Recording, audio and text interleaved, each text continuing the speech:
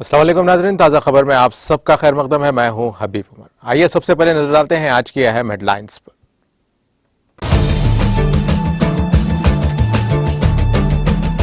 वज़ीर आला केसीआर ने दिल्ली में बीआरएस के दफ्तर का किया इफ्तिताह। मुल्क की सियासत में मयारी तब्दीली के लिए जदोजहद का अज़्म। मुख्तलिफ रियासतों के अहम सियासी कायदीन की शिरकत।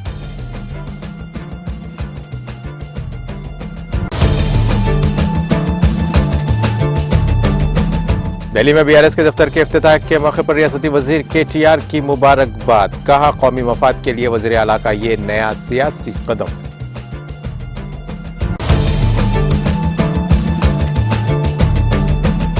रोहंग मसले पर बहस का मुतालबा करते हुए लोकसभा में अपोजिशन का हंगामा। हंगामे के बाद अपोजिशन कायदीन ने ऐवान से किया वॉकआउट।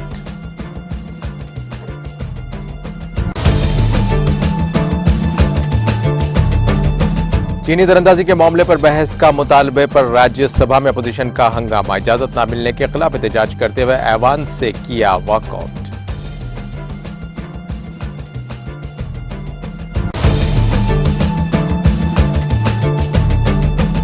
उदयनिधि ने तमिलनाडु में वजीर के तौर पर लिया हलफ। गवर्नर आरएन रवि ने राजभवन में ओहदे और राजदारी का दिलाया हलफ।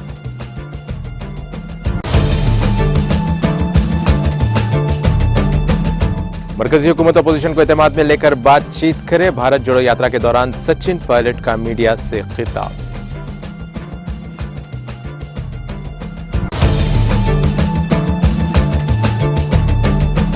यूनाइटेड एयरलाइंस ने बोइंग 787 मॉडल के 100 तैयारों की खरीदारी का दिया ऑर्डर। अमेरिकी तैयारा साज कंपनी बोइंग ने किया ऐलान।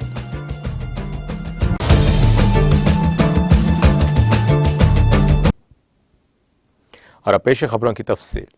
तेलंगाना के वज़ीर आला भारत राष्ट्रीय समिति बीआरएस के सरबराह के चंद्रशेखर राव, जो मुल्क की सियासत में मयारी तब्दीली के लिए जदोजहद करने पर पुरअज़्म है, उन्होंने आज दिल्ली में पार्टी के कौमी दफ्तर का इफ्तिताह किया।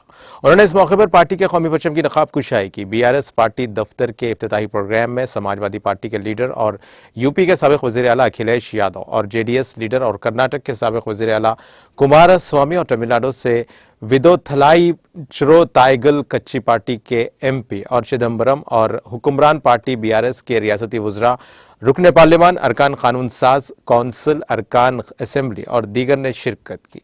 पार्टी दफ्तर के इफ्तिताह से कबल वज़ीर आला ने अपनी बीवी के साथ पूजा की और वैदिक पंडितों ने वज़ीर आला को आशीर्वाद दिया। चंद्रशेखर राव ने मुल्क की सियासत में अहम रोल अदा करने के लिए हाल ही में तेलंगाना राष्ट्रीय समिति का नाम बदलकर भारतीय राष्ट्रीय समिति रखा था और वज़ीर आला के चंद्रशेखर राव ने मुहूर्त के मुताबिक ठीक 12:37 पर पार्टी का परचम लहराया और 12:43 पर पार्टी के दस्तावेज पर दस्तखत से पहले पार्टी के दफ्तर में जिम्मेदारी संभाली। पंजाब, हरियाणा, उत्तर प्रदेश, ओडिशा और तमिलनाडु के किसान लीडर्स ने इस तकरीब में शिरकत की और बीआरएस के दफ्तर के इफ्तिताह के मौके पर त्यौहार की तरह माहौल नजर आ रहा था, क्योंकि रियासत की हुक्मरान जमात बीआरएस के लीडर्स बशमूल वज़रा, अरकान पार्लियामेंट, अरकान असेंबली, अरकान कौंसिल और दीगर सीनियर लीडर्स और बड़ी तादाद में इस तकरीब में शिरकत के लिए दिल्ली पहुंच गए थे। वज़ीर आला ने जैसे ही पार्टी का परचम लहराया, जय भारत के नारे बीआरएस लीडर्स ने लगाए।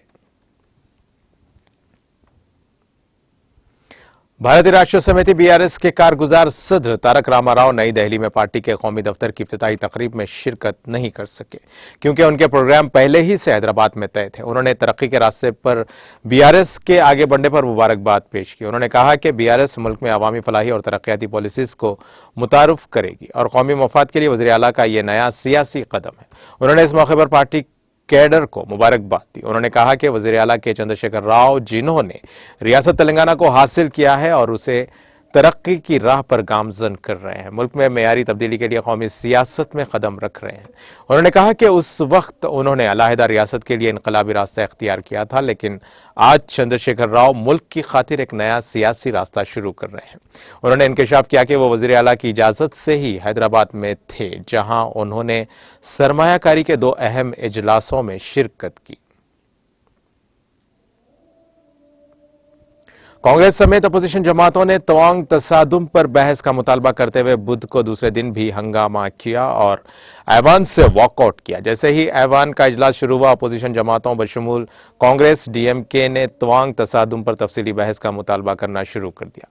लोकसभा स्पीकर ओम बिरला ने अपोजिशन के इस हंगामे पर नाराजगी का इजहार किया और कहा कि आप लोग ऐवान में प्ले कार्ड लाना बंद कर दें। उन्होंने कहा कि वक्फे सवाल अहम होता है, इसलिए उसे चलने दें। हंगामा आराई के दरमियान स्पीकर की जानिब से वक्फे सवालात शुरू होते ही अपोजिशन जमातों ने ऐवान से वॉकआउट कर दिया। कांग्रेस समेत अपोजिशन जमातों के अरकान ने बुध को राज्यसभा में चीनी दरअंदाजी के मामले पर बहस का मुतालबा करते हुए हंगामा किया है और इजाजत न मिलने के खिलाफ एहतजाज करते हुए ऐवान से वॉकआउट कर दिया। कायद हिज़्ब इख्तिलाफ मल्लिकार्जुन खड़गे ने वक्फे सिफर के दौरान कहा कि उन्होंने चीनी तजावुजात के मामले पर तफसीली बहस करने के मुतालबे पर कल और आज भी नोटिस दिया था। उन्होंने कहा कि वो चीन की सरहद के बारे में मुकम्मल मालूमात चाहते हैं कि वहां की असल सूरत हाल क्या है। उन्होंने कहा कि वजीर दिफा ने कल अपने बयान में इस मामले पर ज्यादा कुछ नहीं कहा। जहां पहले खाली जगह थी, अब वहां मकानात और पुल बन गए हैं।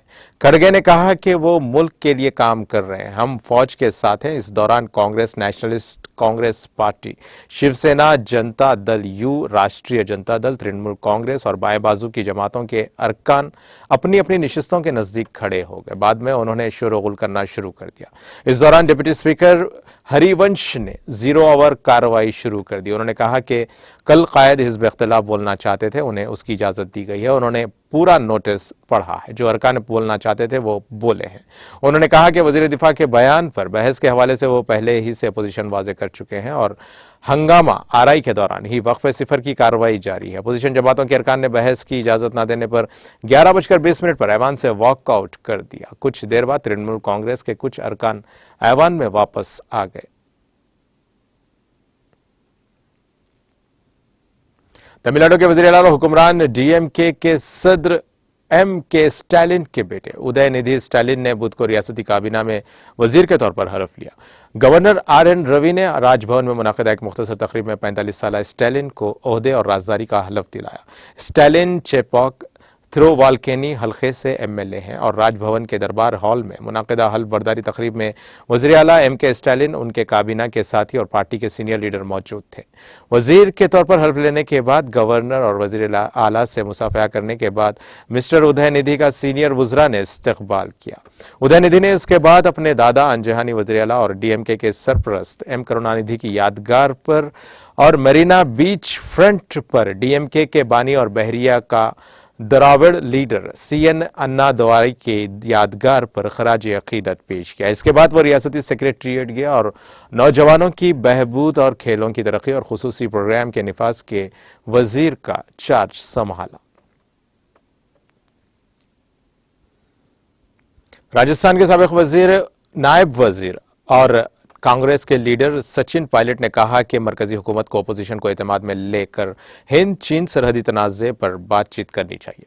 भारत जोड़ो यात्रा में हिस्सा लेते हुए पायलट ने आज सुबह मीडिया से बातचीत कर रहे थे और पायलट ने कहा कि हुकूमत का ये बयान हिंदुस्तान चीन सरहद पर पेश आने वाले वाक़े के 5 दिन बाद आया है, लेकिन उसमें कोई नई बात नहीं है। मरकजी हुकूमत को अपोजिशन को एतमाद में लेकर इस मसले पर बातचीत करनी चाहिए। पूरा मुल्क इस मसले पर हुकूमत के साथ खड़ा है, लेकिन शफाफियत लाए बगैर हम आगे कैसे बढ़ेंगे। मरकजी हुकूमत को सच्चाई के साथ बातचीत करनी चाहिए। उन्होंने कहा कि अगर सचिन चीन सरहद पर तजावुजात करना चाहते हैं तो उसे मुंह तोड़ जवाब दिया जाएगा। Eastern Rajasthan canal project ERCP के बारे में उन्होंने कहा कि मरकजी हुकूमत अब रेशों की बात करके कंफ्यूजन पैदा कर रही है। इस पूरे मामले में सियासत की जा रही है और जो दुरुस्त नहीं है।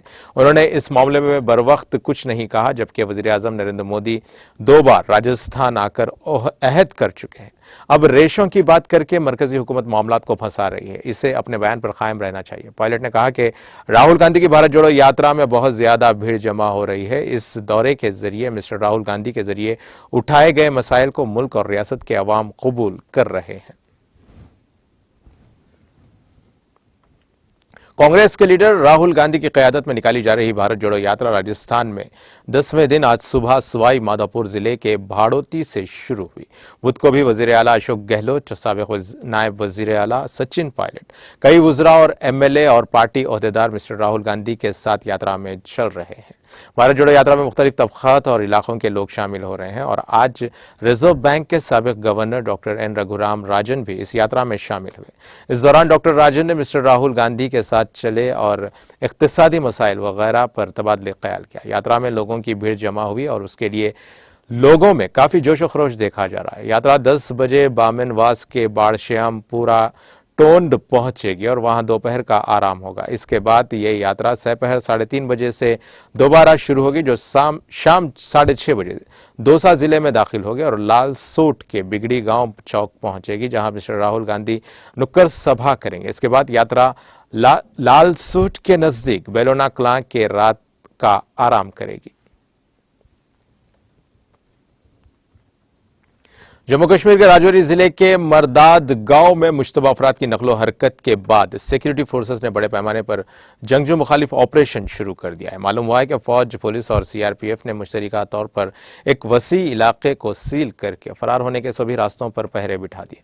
इतलात के मुताबिक राजौरी कस्बे से 6 किलोमीटर की दूरी पर वाक़ गाँव में 2 बंदूक बरदारों की मौजूदगी की इत्तला मौसूल होने के बाद सिक्योरिटी फोर्सेस ने बुध के रोज एक वसी इलाके को मुहासरे में ले लिया। मालूम हुआ है कि मुकामी लोगों ने फौज को इत्तला दे दी है कि इलाके में दोमली टेंट्स को देखा गया है, जिसके बाद फौज की भारी नफरी को इलाके में तैनात कर दिया गया। दिफाई ज़राए ने तलाशी ऑपरेशन की तस्दीक करते हुए बताया कि एक वसी जंगी इलाके को मुहासरे में ले लिया गया है। उन्होंने बताया कि मुकामी लोगों ने मुश्तबा अफराद की मौजूदगी के बारे में इत्तला फराहम की, जिसकी बुनियाद पर तलाशी ऑपरेशन लॉन्च किया गया। आखिरी इत्तलात मौसूल होने तक इलाके में ऑपरेशन जारी था। इस सिलसिले में मज़ीद तफसीलात का इंतजार है।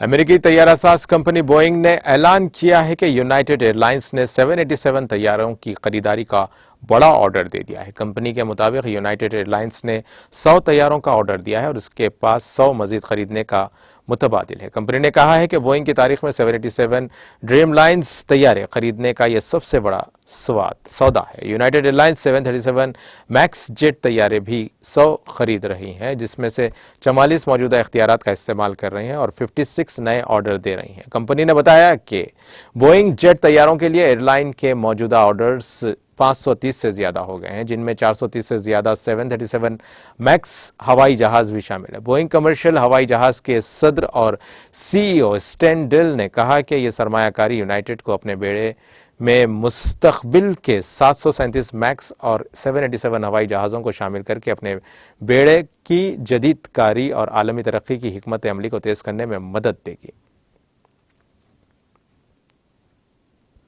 अक़वाम मुत्तहिदा के एक तर्जुमान ने कहा कि हैती में हैज़े की वबा से लड़ने के लिए ओरल वैक्सीन की तकरीबन 12 लाख खुराकें पोर्ट ओ प्रिंस पहुंच गई हैं और Pan American health organization PAHO का हवाला देते हुए मंगल के रोज़ अक़वाम मुत्तहिदा के सेक्रेटरी जनरल एंटोनियो गेटर्स के चीफ तर्जुमान स्टीफन डोजाग ने कहा कि वैक्सीनेशन मुहिम इतवार को शुरू की जाने की उम्मीद है। उन्होंने कहा कि यह वैक्सीन सबसे पहले हैती के दारुल हुकूमत पोर्ट ओ प्रिंस के गरीब तरीन इलाकों के साथ शुमाल में मेराबालाइस के कैम्यून में लोगों को दी जाएगी। उन्होंने बताया कि गुज़िश्ता एक हफ्ते के दौरान पूरे मुल्क में मुश्तबा केसेस की तादाद में तकरीबन 10% इजाफा हुआ है। उन्होंने कहा कि 2 दिन पहले तक यहाँ हैज़े के 14,000 से ज़्यादा मुश्तबा केसेस सामने आए थे।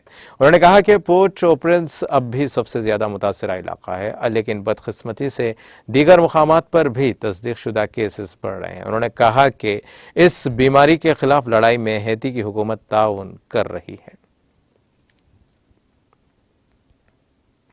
कांगो की राजधानी किनशासा में पीर की देर से मंगल की सुबह तक होने वाली शदीद बारिशों के नतीजे में आने वाले सैलाब और लैंड स्लाइडिंग में कम से कम 141 अफराद हलाक हो गए। यह इदाद और शुमार मुकामी हुकाम मंगल की रात देर गए मंजरेआम पर लाए।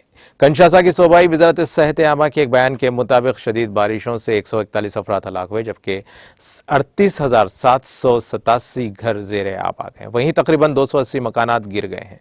हुक्काम ने NH1 को भी नुकसान पहुंचने की बात कही है, जो कंशासा को बंदरगाही शहर मातादी से जोड़ती है। ये एक मसरूफ रास्ता है और उसकी वजह से माउंट नेगाफुला अजला का राब्ता मुनक़ते हो गया है।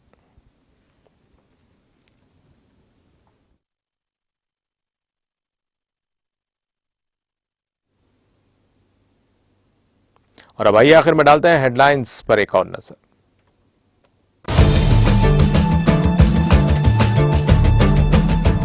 वज़ीर आला KCR ने दिल्ली में BRS के दफ्तर का किया इफ्तिताह। मुल्क की सियासत में मेयारी तब्दीली के लिए जद्दोजहद का अज़्म, मुख्तलिफ रियासतों के अहम सियासी कायदीन की शिरकत।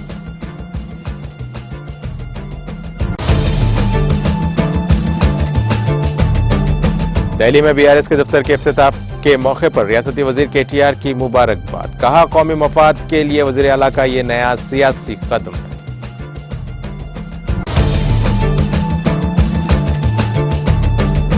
तवांग मसले पर बहस का मुतालबा करते हुए लोकसभा में अपोजिशन का हंगामा। हंगामे के बाद अपोजिशन कायदीन ने ऐवान से किया वॉकआउट।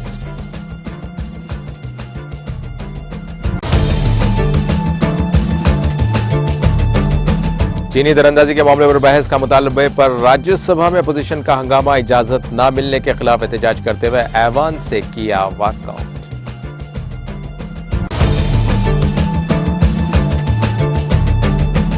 उदयनिधि ने तमिलनाडु में वजीर के तौर पर लिया हलफ। गवर्नर RN रवि ने राजभवन में ओहदे और राजदारी का दिलाया हलफ।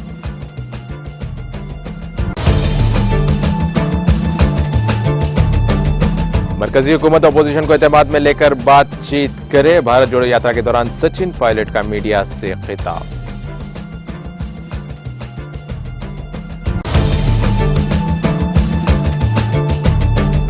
यूनाइटेड एयरलाइंस ने बोइंग 787 मॉडल के 100 तैयारों की खरीदारी का दिया ऑर्डर। अमेरिकी तैयारा साज कंपनी बोइंग ने किया ऐलान।